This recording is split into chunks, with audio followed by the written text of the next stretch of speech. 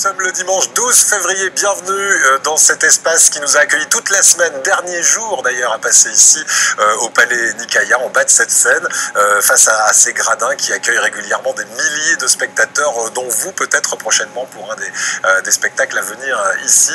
Et deux invités sur notre plateau, Virginie. Il y a tout d'abord Grégory Ayot qui est le patron, on va le dire, du restaurant By Nicaïa. Le resto By Nicaïa, c'est une nouveauté, on va découvrir ça ensemble. Bonsoir et merci d'être avec nous, Grégory. Et puis, on part au resto By Nicaïa. On va pas très loin, du coup, en compagnie de Grégory qui nous a ouvert tout à l'heure les portes de Resto By Nicaïa. Alors expliquez-nous un petit peu comment il a ouvert ce restaurant. Il se trouve au cœur du Palais Nicaïa, vraiment tout près de l'entrée. Quels sont les horaires et à qui on s'adresse donc il est possible, donc l'ouverture a été créée le 29 septembre 2016 pour la première fois, c'est tout récent, pour le concert des Insus. C'était un souhait qu'on avait avec Gilbert Melconian, qui est le directeur du Palais Nicaïa, d'offrir aux clients une possibilité de se restaurer avec un service en fait sur place. Autre chose que du sandwich comme actuellement. Exactement, on a créé une petite carte avec des plats chauds également, donc c'est très agréable, les clients sont très satisfaits. C'est vrai qu'il y a encore un manque de connaissance de l'ouverture du lieu, donc on est ouvert à partir de 18h30, ouverture des portes, 19h. Ça dépend des spectacles. Tous les spectacles, voilà, justement. C'est sur tous les spectacles. Ouais. Donc en avant-concert, à l'entracte s'il y en a une, et en après-concert. C'est un lieu que j'invite à venir découvrir, parce que c'est vrai qu'on peut venir prendre un verre, un cocktail également, un verre de vin. Voilà, et pas encore assez connu, c'est vrai, ce lieu pour être venu plusieurs fois ces derniers mois. Je n'ai pas encore découvert, honnêtement. Il y a un côté super pratique, c'est que quand vous prenez un verre après le spectacle, pendant ce temps-là, tous les bouchons, ils s'en vont, parce qu'il y a beaucoup de monde qui sort du parking, mine de rien.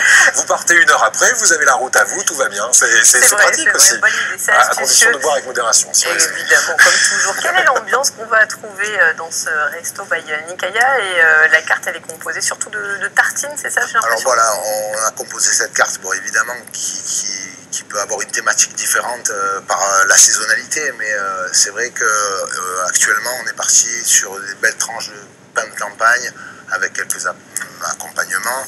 On a également quelques pâtes en sauce, on a des belles assiettes de charcuterie et de fromage. Il y a du froid et du chaud. Et du chaud, tout à fait.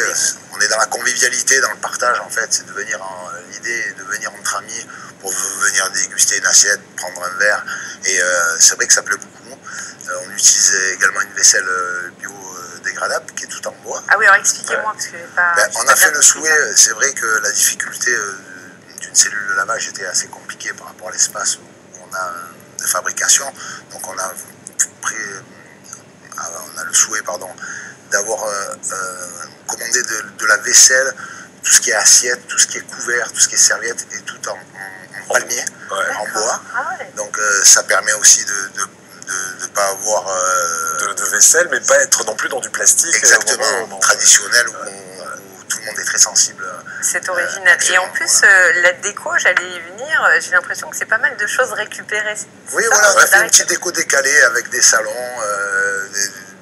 C'est assez baroque, il y a aussi des sièges en velours rouge, mais aussi des fauteuils en bois, etc. Il y a un peu de... Tout à fait, et puis le souhait également, dès qu'on va arriver sur le printemps, c'est d'aménager un petit coin sur l'extérieur, pour donner aussi une possibilité en extérieur, avec un coin canapé un peu lounge, pour offrir au public.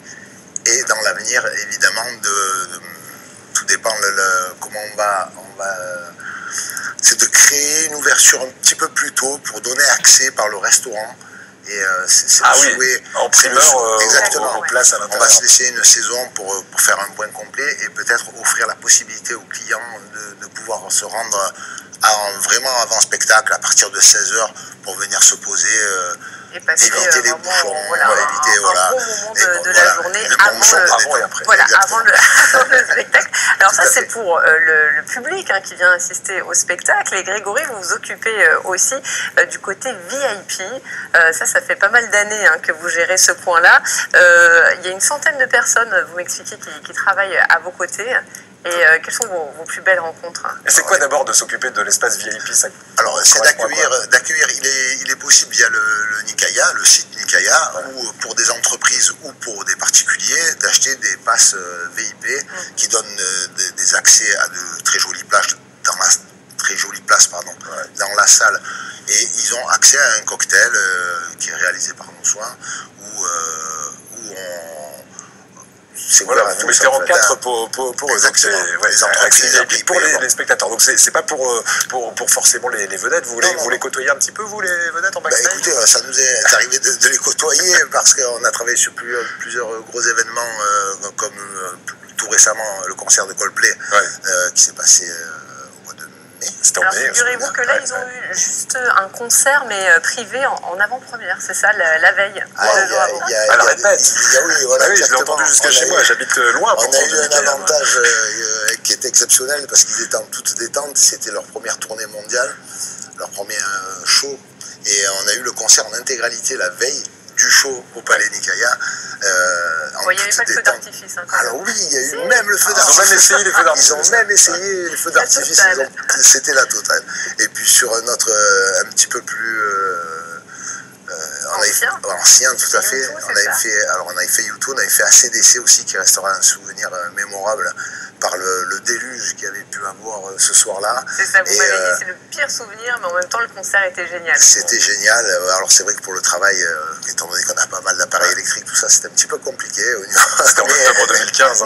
Mais le concert était vraiment fabuleux, et c'est vrai que ça restera une date marquante je pense même pour le public qui a assisté. Et ça vous arrive, vous, Grégory, d'approcher vraiment les artistes de très très près, voire de parler, d'échanger avec eux? Alors ça nous est arrivé avec aussi Bono, parce qu'on avait eu la chance de gérer sa loge, qui est une personne, une simplicité remarquable, et enfin, à travers ses shows et ses spectacles, c'était vraiment une chance. Et puis c'est presque un voisin, YouTube.